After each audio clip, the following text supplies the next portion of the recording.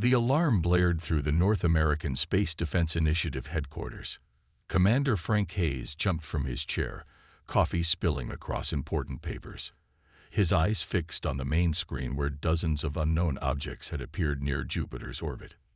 "Sir, we have multiple contacts. They appeared out of nowhere," said Lieutenant Amy Wilson, her voice steady despite the situation. "Get me confirmation from the Lunar Observatory," Frank ordered. His heart raced, but 20 years of military service kept his exterior calm. The images cleared on the screen. The objects were ships, massive vessels with sharp angles and a metallic purple sheen that didn't match any human design. Frank picked up the red phone that connected directly to the President. "Madam President, this is Commander Hayes. We have a situation."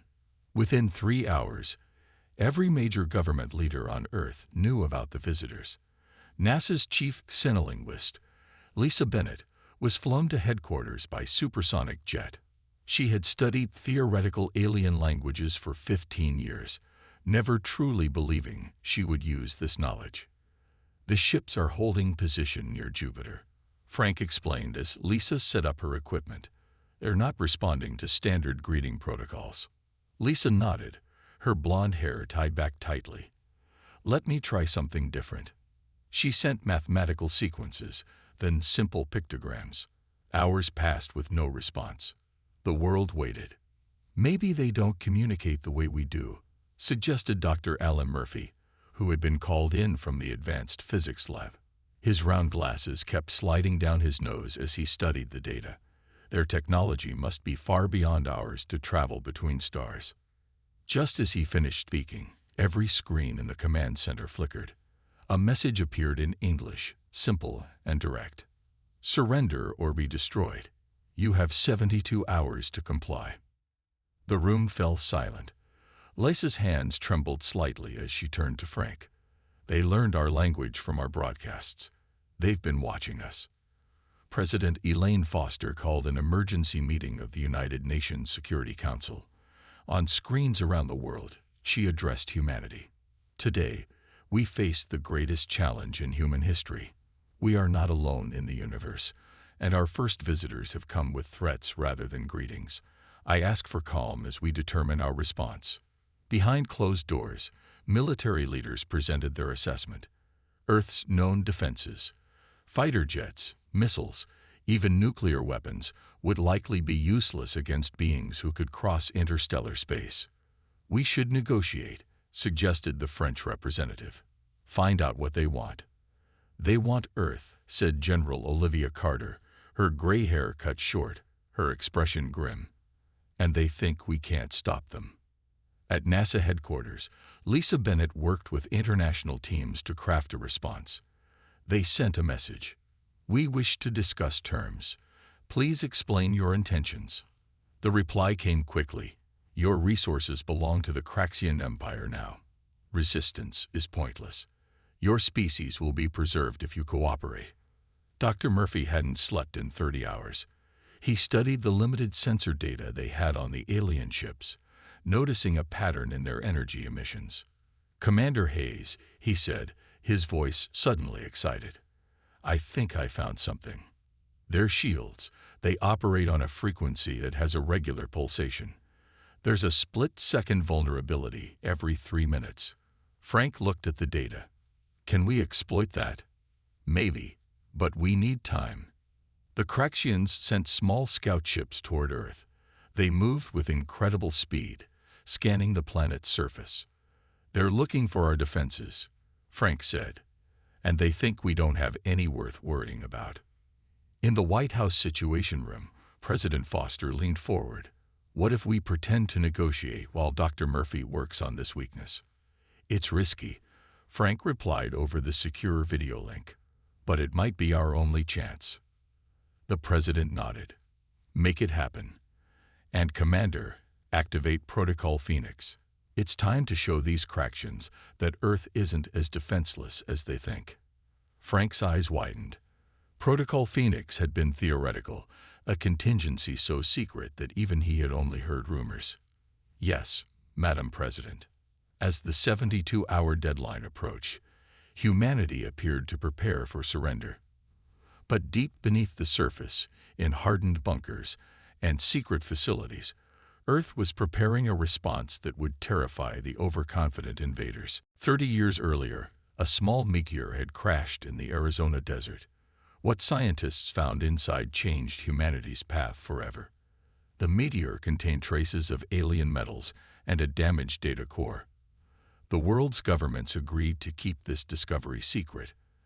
They formed Project Phoenix, a global initiative to prepare Earth for the day aliens might arrive. General Olivia Carter had been there from the beginning. Now, in an underground facility beneath the Rocky Mountains, she presented the truth to a shocked group of military and civilian leaders. Project Phoenix has been active for 3 decades, she explained, pointing to screens showing hidden bases around the world. We've built defenses the Craxians can't detect because they use technology derived from the alien data core. President Foster leaned forward. Will it be enough? Maybe not alone, Olivia admitted. But combined with Dr. Murphy's discovery about their shield weakness, we have a chance. Across the country, Jack Collins drove his pickup truck along a dusty back road in Nevada. 10 years ago, he had been a Marine. Then he became an engineer working on special projects he couldn't discuss. Now, as his phone buzzed with an emergency code he never expected to receive, he knew his real work was about to begin. He arrived at what looked like an abandoned gas station. He placed his hand on a scanner hidden beneath the counter. Identity confirmed. "Welcome, Mr. Collins," said a computerized voice as the floor descended like an elevator. Jack stepped into a control room where technicians were already working. They had been activated just like him. Sleeper agents positioned near Phoenix facilities across the globe. "The Craxians are scanning Earth with basic technology," explained the site director. "They're looking for conventional weapons, not our advanced systems. Your job is to activate the defense grid in this sector." Meanwhile, in New York, the UN Security Council argued about whether to reveal humanity's true capabilities. "If we show our hand too soon, we lose the element of surprise," said the Russian representative. "If we wait too long, the Craxians might strike first," countered his British colleague. Susan Wright, an intelligence officer with access to Project Phoenix, studied the data collected from the Craxian scout ships. Using advanced scanning technology hidden in ordinary satellites, she had gathered crucial information about the aliens themselves. "Their biology is silicon-based," she reported to General Carter. "Their homeworld must have much higher radiation levels than Earth. Our atmosphere might actually be uncomfortable for them." Dr. Murphy hadn't left his lab for days. He and his team worked frantically to develop a weapon that could exploit the shield vulnerability. "The pulse needs to be precisely timed," he explained to Commander Hayes over video link. "We'll only get one chance at each ship." As the 72-hour deadline neared its end, Craxian scout ships moved closer to Earth. They took readings of major cities, military bases, and power plants. Their sensors detected missiles, tanks, and fighter jets, all primitive by their standards. They did not detect the true defenses hidden beneath the ocean, inside mountains, and in orbit disguised as debris or communication satellites. Jack Collins finished activating his sector of the defense grid. Similar work happened at hundreds of locations worldwide. Weapons platforms that had lain dormant for years hummed to life, their power signatures masked by advanced technology. "The planetary shield is at 70%, reported a technician at the Rocky Mountain facility. "All weapon systems are coming online." Lisa Bennett continued sending messages to the Craxians, pretending to negotiate surrender terms. "We need more time," she told President Foster. "They're getting impatient." In orbit, the Craxian commander grew confident. His scans showed a planet with decent technology, but nothing that could threaten his fleet. The humans were sending increasingly desperate messages. Victory would be simple and glorious. "Prepare the first strike," he ordered. "Show them a sample of our power." As a Craxian destroyer moved toward Earth, General Carter smiled grimly at her command screen. "Let them come a little closer," she said. "Let them think we're defenseless." The trap was set. Earth was ready. The Craxians were about to learn that appearances could be deceiving. The deadline was almost up. On TV screens around the world, President Foster appeared somber as she addressed humanity. "We have been in contact with the alien visitors. We continue to seek peaceful solutions," she said. To the Craxians watching, it seemed like the speech of a leader preparing her people for surrender. But hidden in her words was a code. "As the sun rises tomorrow, we will face a new dawn together." In command centers worldwide, military leaders understood. Operation Thunderstrike would begin at dawn. Captain Diane Lewis floated in zero gravity aboard the U.S. Defiant, a ship that officially didn't exist. The Defiant and 12 other stealth vessels had been hiding behind the moon for years. Built using the alien technology from the meteor, they were invisible to conventional sensors. "All systems ready," reported her first officer. "Weapons charged." "Wait for the signal," Diane ordered. Her crew of 50 had trained for this moment their entire careers, never certain it would come. In his bunker, Supreme General Vexcor of the Craxian fleet watched Earth with 6 yellow eyes. His scaly skin reflected the light of his command screens. "The humans are weak," he told his officers. "Their strongest weapons are primitive nuclear devices. Begin the demonstration attack." A Craxian destroyer moved toward Earth. It aimed at an uninhabited island in the Pacific Ocean, a show of force to convince humans to surrender without a fight. In the Rocky Mountain facility, General Carter received the alert. "They're making their move. Prepare countermeasures." President Foster took a deep breath and pressed a red button on her desk. Authorization. Phoenix Rising. In orbit, Captain Lewis received the signal. "All ships, execute Attack Plan Alpha. Target the destroyer." The 13 stealth ships emerged from behind the moon, accelerating at speeds no human vessel had publicly achieved before. The Craxians didn't detect them until they were already firing.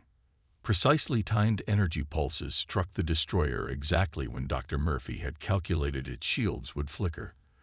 The massive alien ship shuddered as its engines failed. Vexcor jumped from his seat in shock. "What is happening? Where did those ships come from?" Across Earth's orbit, what had appeared to be debris and old satellites suddenly changed. Thousands of weapon platforms activated, their camouflage falling away. They formed a grid around the planet, weapons aimed outward. Jack Collins sat at his control station in Nevada, directing a sector of orbital defenses. "Targets locked. Firing on your command." General Carter's voice came through clearly. "Fire." The sky lit up with thousands of energy beams. Each targeted the shield weakness Dr. Murphy had discovered. Craxian scout ships exploded. Larger vessels rocked with internal explosions. "Impossible." Vexcor slammed his fist on his control panel. "Their technology is too primitive for this." Lisa Bennett worked with her team to intercept and decode Craxian communications. "They're confused," she told Commander Hayes. "They don't understand what's happening." Vexcor rallied his remaining ships. "Prepare main assault. We will not be defeated by these primitives." He ordered his fleet to fire on Earth. Massive energy weapons charge, aiming at major cities. Jack Collins watched the readings with growing concern. "They're powering up something big.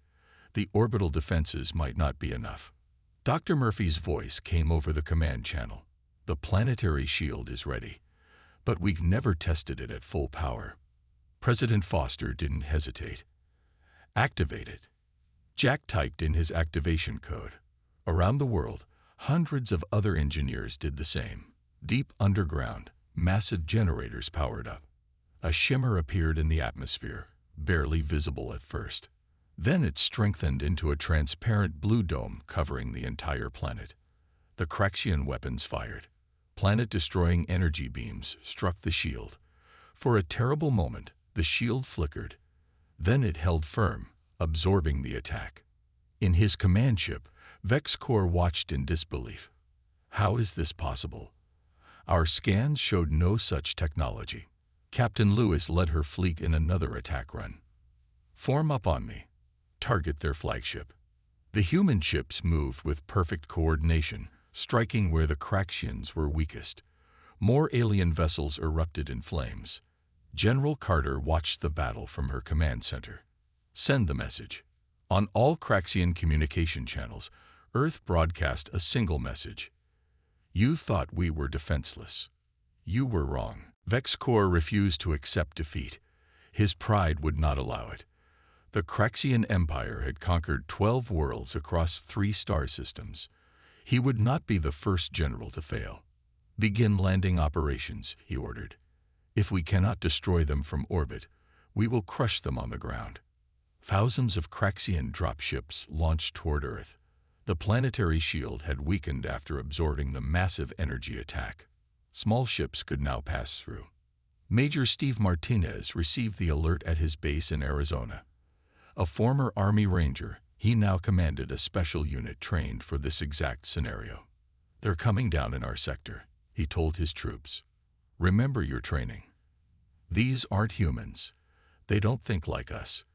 They don't fight like us.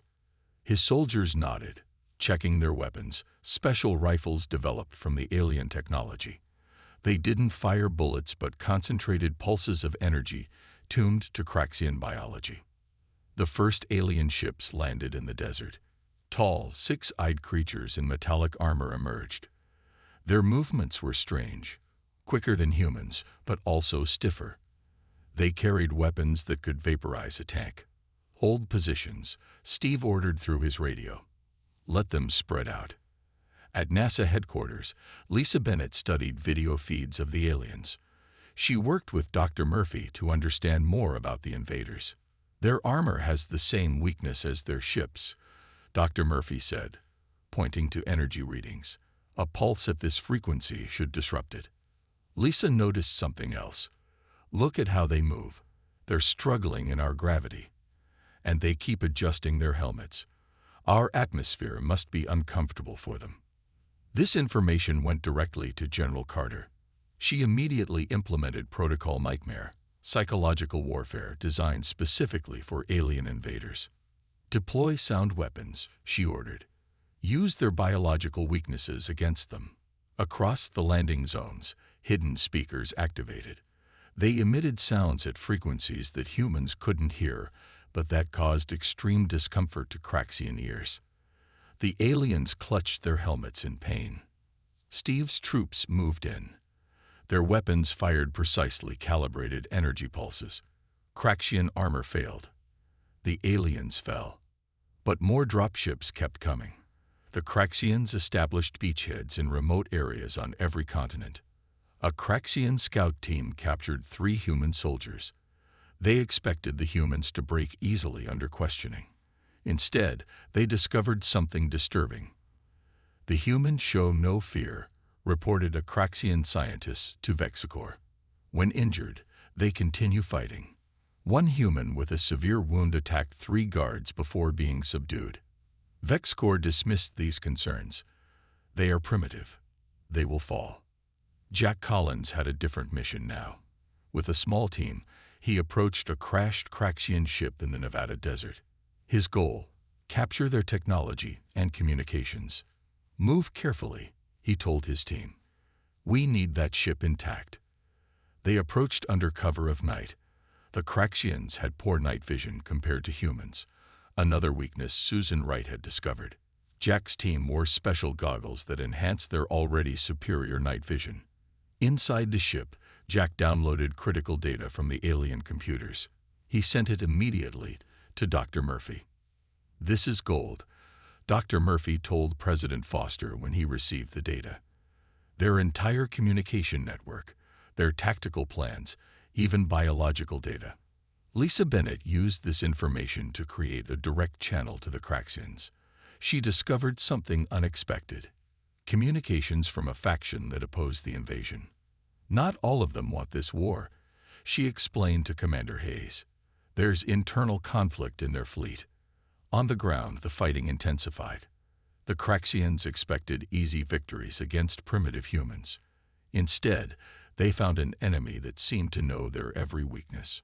Steve's troops used terrain in ways the aliens couldn't anticipate. They emerged from hiding places, struck hard, and disappeared. The Craxians, used to fighting set-piece battles with conventional forces, grew frustrated. "They don't fight with honor," complained a Craxian officer. "No," replied Steve as he listened to the intercepted communication. "We fight to win." In his command ship, VexCorp received disturbing reports from all fronts. The humans were not just resisting, they were winning. For the first time in his long military career, Supreme General VexCorp felt something unfamiliar: doubt. VexCorp paced in his command room. Reports from all fronts showed the same pattern. His forces were facing unexpected resistance. The humans knew their weaknesses and exploited them with frightening efficiency. "How is this possible?" he demanded. "They were supposed to be primitive." His science officer looked nervous. "We may have underestimated them, Supreme General." VexCorp slammed his fist on the table. "I will not accept defeat. Bring in the reserve fleet. We will crush them with overwhelming force." In orbit, 500 more Craxian warships appeared through jump points. The largest, the Doombringer, was almost the size of a small moon. Captain Diane Lewis watched from her stealth ship. "Command, we have a problem. There are too many for us to handle with our current forces." Commander Hayes relayed this information to President Foster. They met in the deepest level of the White House bunker. "It's time," President Foster said quietly. She entered a code into a special console. "Authenticate. Blue Sky Protocol." A hidden screen lit up. "Authentication accepted. Antimatter weapons platform activated." This was Earth's most closely guarded secret. Disguised as a weather satellite, the platform contained weapons powerful enough to destroy entire fleets. It had been built using the most advanced technology from the alien data core. "Target the Craxian flagship," President Foster ordered. "Just one shot. Let's show them what we're really capable of." In his laboratory, Dr. Murphy had been working nonstop. The data Jack Collins had stolen gave him the final piece he needed. "I've got it," he told General Carter over the secure line. "A virus that can disable their ship systems. It targets the basic programming language their computers use." "How do we deliver it?" she asked. "It needs to be uploaded directly to their command ships. Someone has to get on board." Lisa Bennett had made progress with the Craxian dissident faction. A group called the Peace Covenant believed the invasion was wrong. They had secret supporters throughout the fleet. "They can help us," she told President Foster. "They've offered to provide access codes and ship layouts." Around the world, Earth's military forces prepared for a coordinated attack. Unlike the earlier defensive operations, this would be an all-out assault. Steve Martinez and his troops were assigned the most dangerous mission. They would infiltrate the Craxian Ground Command Center and upload Dr. Murphy's virus to its communication hub. Once it's in their system, it will spread to all their ships, Dr. Murphy explained during the mission briefing. "But someone needs to get inside and stay there for 3 minutes while it uploads." Steve nodded. "We'll get it done." In orbit, the antimatter platform fired a single shot. A beam of pure energy struck the Doombringer. For a moment, nothing happened. Then the massive ship split in half, secondary explosions tearing through its hull. VexCorp watched in horror as his mightiest warship was destroyed. What weapon could do this? The human fleets launched their attack. Captain Lewis led her ship straight at the Craxian formation. They no longer needed to hide. On the ground, Steve's team moved toward the Craxian command center. They wore special suits that masked their heat signatures from alien sensors. A Craxian guard spotted them and raised its weapon. Before it could fire, the guard fell, shot by another Craxian. One of the Peace Covenant members had kept their promise to help. "This way," the friendly Craxian said in broken English. "Control room there." Inside the command center, Steve plugged Dr. Murphy's device into the alien computer. A progress bar appeared: 0%, 10%, 25%. Alarms sounded. Enemy soldiers rushed toward the control room. "Hold them off," Steve ordered his team. "We need 2 more minutes." The progress bar continued. 50%, 65%, 80%. In space, the battle reached its peak. Earth ships darted between the larger Craxian vessels, firing at their weak points. The orbital defense grid provided covering fire. Jack Collins, now aboard the U.S. Defiant with Captain Lewis, helped coordinate the attack. "The virus is uploading. Just a little longer." The progress bar reached 100%. "It's done," Steve shouted. "Fall back." Throughout the Craxian fleet, ship systems began to fail. Engines shut down. Weapons went offline. Communications died. For the first time in the history of the Craxian Empire, a supreme general considered retreat. The tide of battle had turned. With their ships disabled by the virus, the Craxians struggled to maintain their invasion. But Vexicor refused to surrender. "Restore manual control to all ships," he ordered. "We still outnumber them." Jack Collins sat in a briefing room with President Foster, General Carter, and the other leaders of Earth's defense. "We've hurt them, but they're still dangerous," Jack said. "Vexicor will fight to the last soldier unless we can break their will completely." General Carter nodded. "That's why we need to capture Vexicor himself. According to the Peace Covenant, Craxian military structure depends entirely on leadership. Remove the head, and the body falls." President Foster looked at Jack. "Can you do it?" Jack took a deep breath. "With help from the Peace Covenant, yes." Meanwhile, Major Steve Martinez and his team had escaped the Craxian Ground Command Center. They regrouped at a hidden base in the mountains. "New orders," Steve told his soldiers. "We're going to capture a Craxian communication hub intact. Command wants to broadcast something to all their forces." Lisa Bennett had been working with Dr. Murphy on a special project. They had analyzed hours of Craxian communications and biological data. "Their society is built on strength and victory," Lisa explained. "They've never lost a war. They don't even have a word for surrender in their language." Dr. Murphy added, "And they're especially afraid of unpredictable enemies. It's hardwired into their biology. They evolved on a world with strict patterns. Chaos frightens them." General Carter smiled. "And humans are nothing if not chaotic." Jack Collins led a small team of special forces toward Vexicor's command ship. They traveled in a captured Craxian shuttle, using codes provided by the Peace Covenant. "Remember," he told his team, "we want him alive." In his command ship, Vexicor received disturbing reports. Human forces were not just fighting back. They seemed to be enjoying the battle. Intercepted communications showed human soldiers laughing during combat, making jokes while under fire. They find pleasure in war. A Craxian officer asked in disbelief, "How is this possible?" Steve's team captured the communication hub with minimal resistance. Many Craxians had begun to fear human soldiers. Stories spread through their ranks about humans continuing to fight despite injuries that would kill a Craxian. "We're in," Steve reported to command. "Ready to broadcast." President Foster gave the order. "Show them everything. Let them see what they're really fighting." The broadcast began. Every Craxian ship and ground unit received the same video feed. It showed humans throughout history, fighting against overwhelming odds. It showed their resilience, their determination, their willingness to sacrifice. Most disturbing to the Craxians, it showed humans adapting, changing tactics, embracing chaos in battle.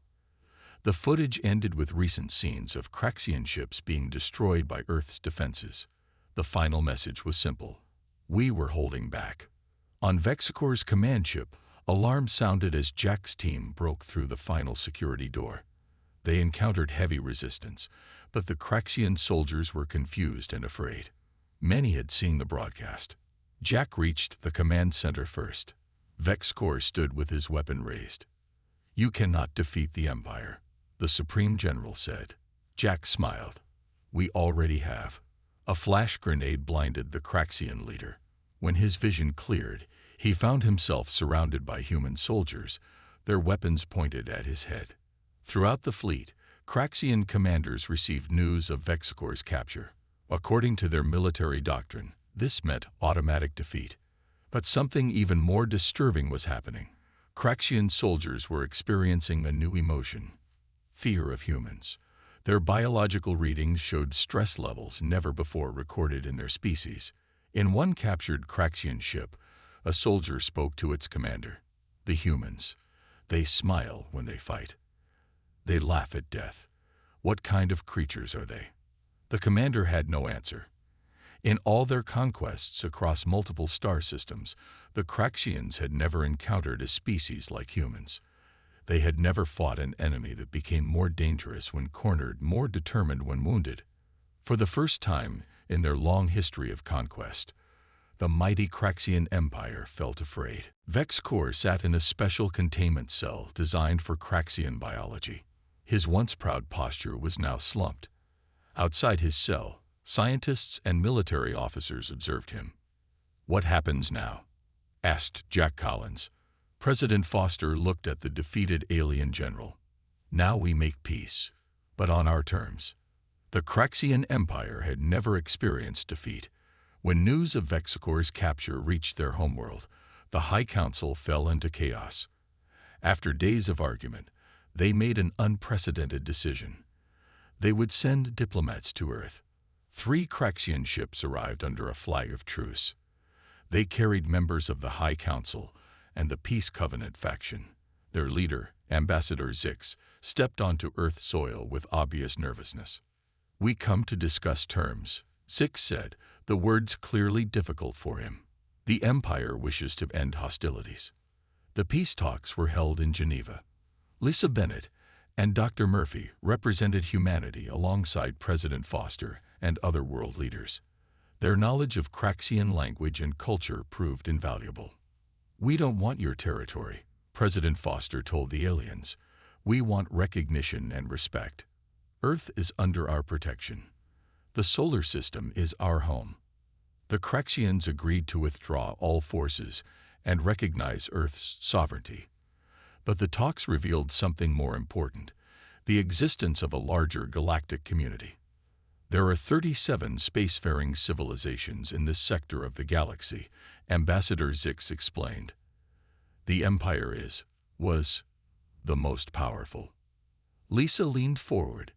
"And now everyone will know that humans defeated the undefeatable. Your reputation will spread quickly."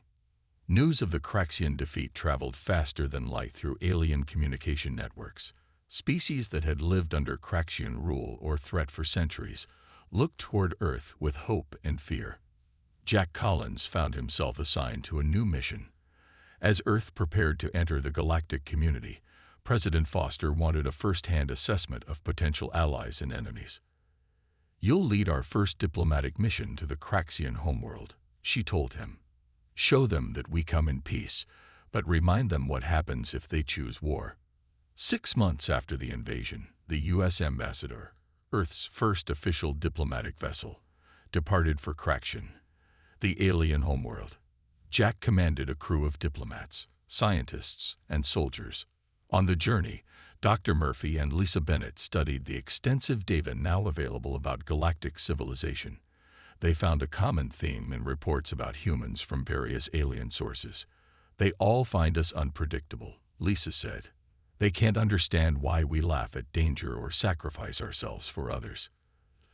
Dr. Murphy nodded. "Most advanced species evolved to be logical and cautious.